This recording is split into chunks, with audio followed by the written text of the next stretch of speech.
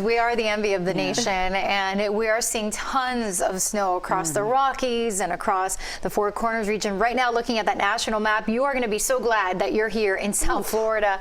Yeah, it's a mess, and for folks traveling, a nightmare.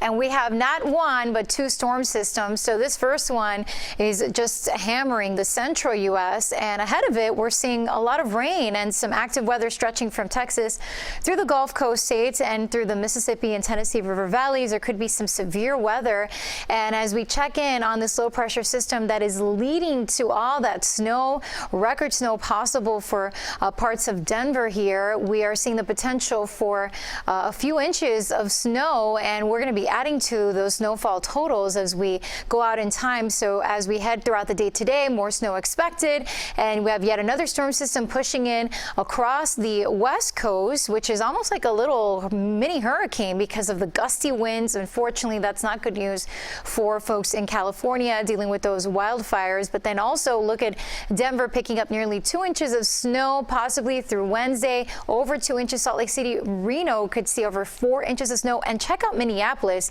could see up to 8 inches of snowfall by the time we get into Thanksgiving, and Salt Lake City could see over 6 inches, close to 5 inches, or even over 5 inches for Santa Fe because of these storm systems. Also, travel delays expected, moderate airport delays expected today for Salt Lake City and Denver. And then as we head into tomorrow, still major delays for Minneapolis, Salt Lake City, Seattle could see some delays, and then also the potential for some moderate delays across the Northeast because of the gusty winds and the wet weather expected there, as well as over on the West Coast. Denver and Salt Lake City could even see major delays through Thursday on Thanksgiving.